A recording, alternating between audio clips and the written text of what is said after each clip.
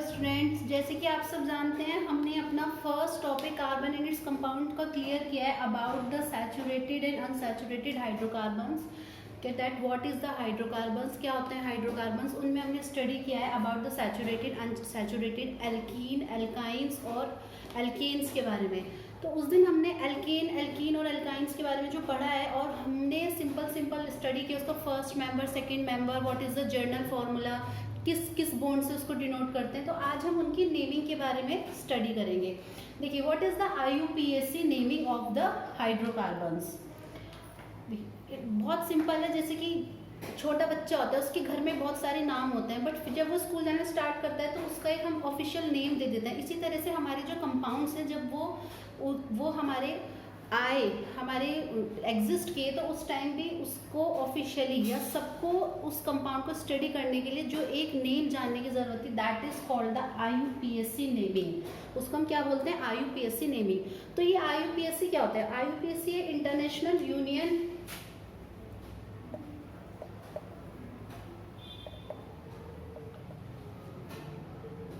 International union of pure and applied chemistry. ये हमारा क्या था, एक इंटरनेशनल यूनियन था जिसने हमें किसके बारे में नेमिंग दी थी, हाइड्रोकार्बन्स या फिर जो भी हमारे कार्बन के कंपाउंड्स होते हैं उनका एक ऑफिशियल नेम दिया था। इसने हमें बताया था कि हम किस तरह से हाइड्रोकार्बन्स की नेमिंग कर सकते हैं। तो ये जो हमारा IUPAC है, इसने हमारा 1958 में IUPAC नेमिंग को बताया था। IUPAC नेमिंग के बारे में हमें पता चला था। तो देखिए, IUPAC नेमिंग हम किसकी पढ़ते हैं। सबसे पहले आज हम पढ़ेंगे सैचुरेटेड और अनसैचुरेटेड के बारे में। आज हम अपने हाइड्रोकार्बन्स की नेमिंग के बारे में पढ़ते हैं कि हाइड्रोकार्बन्स को किस तरह से नेमिंग कर सकते हैं, कैसे ही उसके ऑफिशियल नेम को पता लगा सकते हैं, कैसे हम एक पर्टिकुलर नेम जान सकते हैं जिससे ऑल ओवर द वर्ल्ड कह सकते हैं कि हम एक कंपाउंड को उसके ऑफिशियल नेम से स्टडी करते हैं। देखिए, हाइड्रोकार्बन्स हमारे 2 टाइप्स का होता है, saturated and another one is unsaturated. In saturated hydrocarbons we study about the alkanes. Alkanes क्या होता है? एल्केन्स वो होता है जिसमें हमारा कार्बन और कार्बन के बीच सिंगल बॉन्ड होता है। और अनसैचुरेटेड में हम स्टडी करेंगे एल्कीन्स एंड एल्काइंस के बारे में। एल्कीन्स क्या होता है? कार्बन कार्बन के बीच डबल बॉन्ड होता है and alkynes having carbon carbon triple bonding.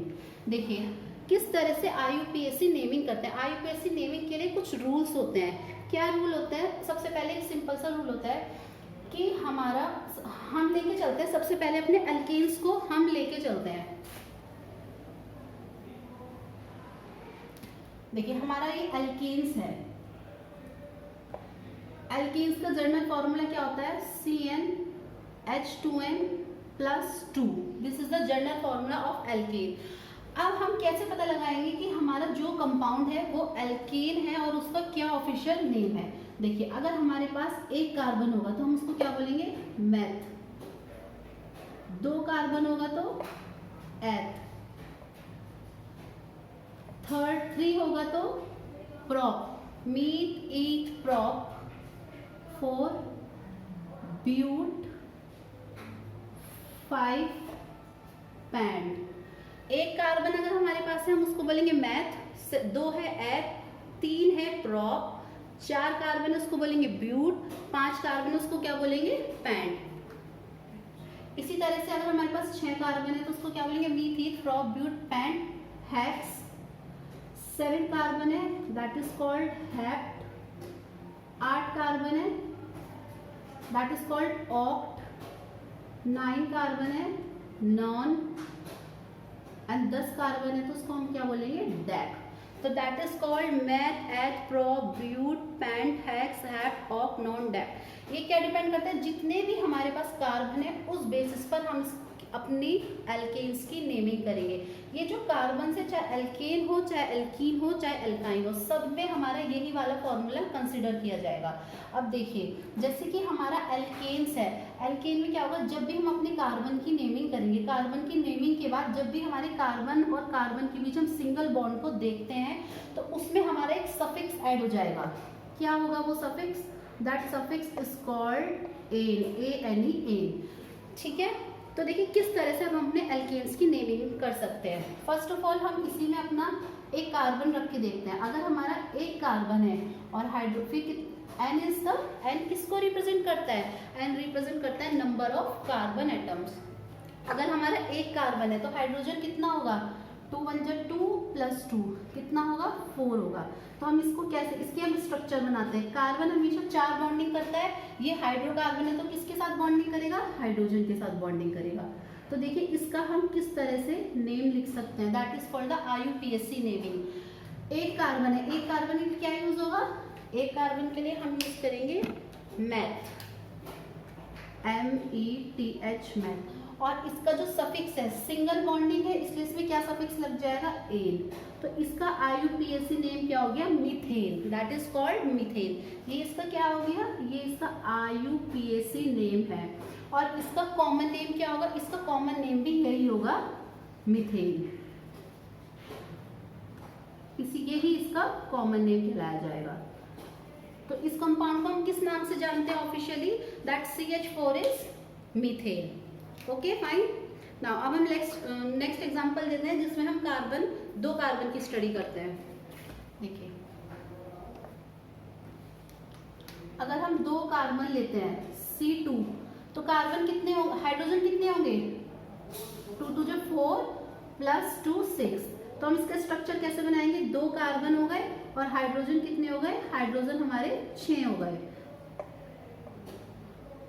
आज मैं आपको सिर्फ सिंपल नेमिंग करके बताऊंगी एल्कीन, एल्कीन और एल्काइंस की। ब्रांच नेमिंग और दूसरी जो चीजें हैं वो हम दूसरे लेक्चर में पढ़ेंगे। देखिए अब इसमें कितने कार्बन है, काउंटिंग करें। सबसे पहले हम क्या करते हैं, अपने कार्बन्स की काउंटिंग करते हैं, कितनी लंबी कार्बन की चेन बन रही है। तो देखिए कार्बन की काउंटिंग करें, कितने कार्बन है इसमें, 1 2 कार्बन है। तो 2 कार्बन के लिए क्या यूज करते हैं, ईथ यूज करते हैं। और इसका सफिक्स क्या लगेगा, सिंगल बॉन्ड है, एन। तो हमारा इसका IUPAC नेम क्या हो गया, इथेन। और इसी तरह से इसका कॉमन नेम भी क्या होगा, इसका कॉमन नेम भी कहलाया जाएगा इथेन। इसी तरह से हम सबकी IUPAC नेमिंग निकाल लेंगे। 3 कार्बन होंगे तो propane, butane, pentane, hexane, heptane, octane और नोनेन और दैट इज कॉल्ड डेकेन। ये हमारी सिंपल IUPAC नेमिंग होती है किसकी, एल्केन्स की। ना अब हम स्टडी करते हैं simple IUPAC naming of alkenes. देखिए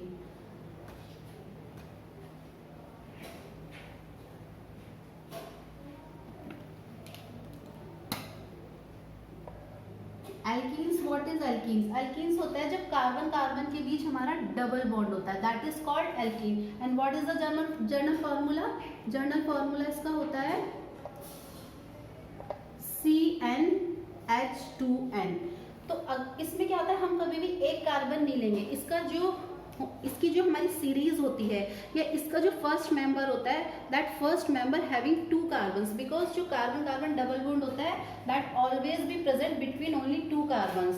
कभी भी वो एक कार्बन के बीच में प्रेजेंट नहीं होगा। इसलिए इसमें हमेशा हम अपनी जो सीरीज है वो किससे शुरू करेंगे, वो शुरू करेंगे 2 कार्बन से। अगर हमने 2 कार्बन लिए तो हमारे हाइड्रोजन कितने होंगे, 2 2 जा 4। तो कार्बन कार्बन के बीच कितना लगा, डबल बॉन्ड लगा। अब हमें 4 हाइड्रोजन लगाने हैं इसमें। तो एक कार्बन कितने बॉन्ड बनाता है, एक कार्बन 4 बॉन्ड बनाता है। तो सबसे पहले हम अपनी फर्स्ट कार्बन को लेके चलते हैं, दैट फर्स्ट कार्बन ने अपने यहाँ डबल बॉन्ड बना चुका है। अब इसको 2 बॉन्डिंग और करनी है, तो ये एक बॉन्ड इस यहाँ हाइड्रोजन के साथ करेगा और एक ये यहाँ हाइड्रोजन के साथ। इसी तरह से एक यहाँ हाइड्रोजन के साथ और एक यहाँ हाइड्रोजन के साथ। तो अब देखिए काउंटिंग करिए इसमें कितने कार्बन है, इसमें हमारे कितने कार्बन है, इसमें हमारे 2 कार्बन है, 1 और 2। तो क्या आ जाएगा, ईथ आ जाएगा। और हमेशा जो हमारा एल्कीन होता है इसके लिए हम कौन सा सफिक्स यूज करते हैं, ENE। इसके लिए हम सफिक्स यूज करेंगे इन। तो इसका नाम क्या हो जाएगा, ethene. What is the name of that compound, इसका हमारा IUPAC नेम हो जाएगा इथीन। इस तरह से हम इसकी नेमिंग करेंगे। अब देखिए अब हम एक और मेंबर लेते हैं C3। कार्बन कितने लिए, 3 कार्बन लिए, तो कितना हो जाएगा, 3 2 जा 6। हाइड्रोजन होंगे हमारे 6। तो 1 2 3। तो हमारा क्या करेगा, जो हमारी 2 कार्बन के बीच में क्या होगी, डबल बॉन्डिंग होगी। वो डबल बॉन्डिंग हम इस कार्बन के बीच भी कर सकते हैं और इन दो कार्बन के बीच भी कर सकते हैं। तो ये वाला कार्बन हमारे कितने, इस वाले कार्बन को कितने हाइड्रोजन चाहिए कंप्लीट होने के लिए? 2 चाहिए। ये वाला कार्बन ऑलरेडी 3 बॉन्ड बना चुका है तो 1 हाइड्रोजन चाहिए इसको, बिकॉज दिस इज हाइड्रोकार्बन। तो जो कार्बन है वो सिर्फ किसके साथ बॉन्डिंग करेगा? हाइड्रोजन के साथ। एंड नेक्स्ट हमारा थर्ड कार्बन जो है इसका एक बॉन्ड यहाँ कंप्लीट हुआ है और इसको कितने हाइड्रोजन चाहिए? 3 और हाइड्रोजन चाहिए। तो इस कार्बन ने बॉन्डिंग करी 2 हाइड्रोजन के साथ for the completion of 4 bonds, because carbon always form 4 bonds. तो कार्बन ने अपने 4 बॉन्ड पूरे किए, same as second carbon completed its 4 bond, as such the third carbon complete is 4 bond with the hydrogen, that 3 bonds with the hydrogen and 1 bond with the another carbon atom. तो अब हम इसकी naming कैसे करते हैं? अब हम सबसे पहले जिधर भी डबल बॉन्ड लगा होता है, क्योंकि हम नेमिंग कर रहे हैं हमारे एल्कीन्स की, जिधर भी हमारा डबल बॉन्ड लगा हुआ होगा हम उस उधर से अपनी नेमिंग स्टार्ट करेंगे, उसको हम सबसे फर्स्ट नंबर देंगे। तो this is the first carbon, this is the second carbon and this is the third carbon. अगर हम अपनी नेमिंग यहाँ से स्टार्ट करते हैं 1 2 3 तो वो हमारी गलत हो जाएगी। क्यों? क्योंकि हम एल्कीन्स की नेमिंग कर रहे हैं और एल्कीन्स में ऑलवेज हम प्रेफरेंस देते हैं डबल बॉन्ड को। तो ये क्या हो गया 1 2 3, तो 3 means prop and the suffix is ene, तो इस कंपाउंड का नाम क्या होगा? प्रोपीन। एज सच हम और कंपाउंड्स की भी नेमिंग करते हैं, ethene, propene, butene, pentene, hexene, heptene, octene, nonene, decene. इस तरह से हमारी एल्कीन्स की क्या होती है? एल्कीन्स की नेमिंग हमारी कंप्लीट हो जाती है। थर्ड हम स्टडी करते हैं एल्काइंस। एल्काइंस की नेमिंग को स्टडी करते हैं।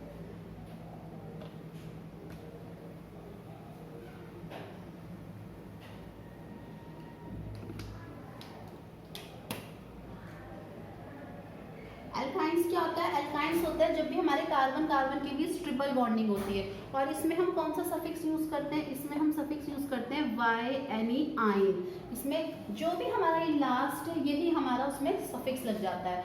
और इसका जर्नल फॉर्मूला क्या होता है? CnH2n-2।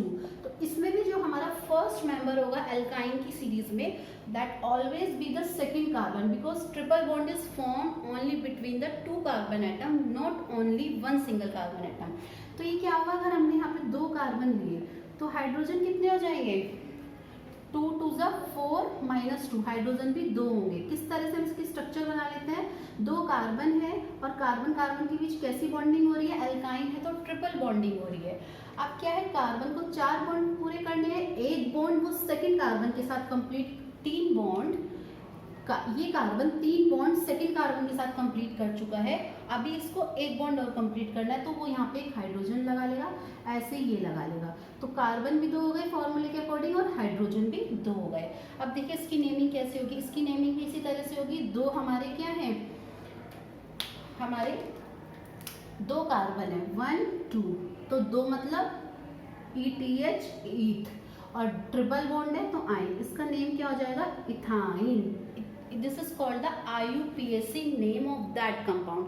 ऑफिशियली कहीं भी जाएंगे पूरी केमिस्ट्री में ये कंपाउंड हमारा इथाइन के नाम से जाना जाता है। ये नाम हमारा IUPAC ने दिया है, जो एक ऑफिशियली नेम हो गया इस कंपाउंड का। अब हम सेकेंड स्टडी करते हैं, दूसरे कंपाउंड की स्टडी करते हैं। कार्बन, कितने कार्बन लेते हैं? 3 कार्बन लेंगे हम। अब फॉर्मूले के अकॉर्डिंग देखिए कितने हाइड्रोजन की जरूरत पड़ेगी? 2 3 6 -2 कितने पड़ी? 4 की। देखिए अब हमने यहाँ 3 कार्बन लिए, 2 कार्बन के बीच में हम ट्रिपल बॉन्डिंग लगाएंगे। ये कार्बन अपना एक और बॉन्ड पूरा करेगा हाइड्रोजन के साथ, तो इस कार्बन के 4 बॉन्ड कंप्लीट हो गए। सेकेंड कार्बन के 4 बॉन्ड ऑलरेडी कंप्लीट है और इस कार्बन ये कार्बन भी अपने 4 बॉन्ड कंप्लीट कर लेगा। तो इसी तरह से 3 कार्बन हो गए और 4 हाइड्रोजन हो गए। तो अब इसमें देखिए इसकी भी नेमिंग हम इसी तरह से शुरू करते हैं। अगर हम इसकी नेमिंग इधर से करेंगे वो गलत हो जाएगा, इसकी नेमिंग को हम इधर से करेंगे, बिकॉज हमारा प्रेफरेंस क्या है? ट्रिपल बॉन्ड है, 1 2 एंड 3। तो third is called prop, PROP, prop, और इसका सफिक्स क्या लगता है? आइन। तो इसका नाम क्या हो गया officially? Propyne. This is the IUPAC name of that compound. तो इस तरह से हमने सिंपल नेमिंग की स्टडी करी है आज, हाइड्रोकार्बन्स की, सैचुरेटेड, अनसैचुरेटेड, एल्कीन, एल्काइंस और एल्कीन्स के बारे में। आज हमने ये स्टडी किया है। देखिए अब क्या होता है, ये तो हमारी सिंपल एक स्ट्रेट चेन के आईयूपीएससी नेमिंग थी। इसमें हम अपनी ब्रांच चेन की भी आईयूपीएससी नेमिंग को स्टडी करते हैं।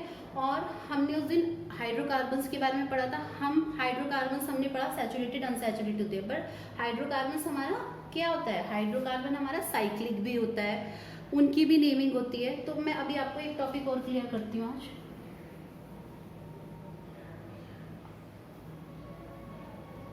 जैसे कि हमने एल्केन्स के बारे में स्टडी किया था अबाउट द सैचुरेटेड हाइड्रोकार्बन, उसी में हम एक टॉपिक को स्टडी करते हैं that is called the alkyl group.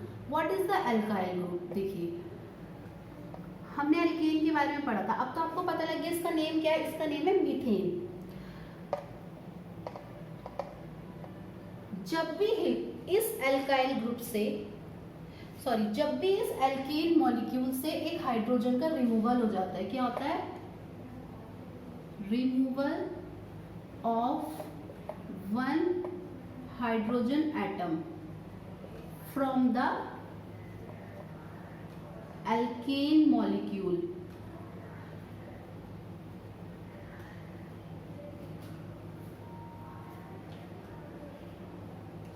ठीक है, तो उसको क्या कहलाया जाता है, वो हमारा कहलाया जाता है एल्काइल मॉलिक्यूल और द एल्काइल ग्रुप।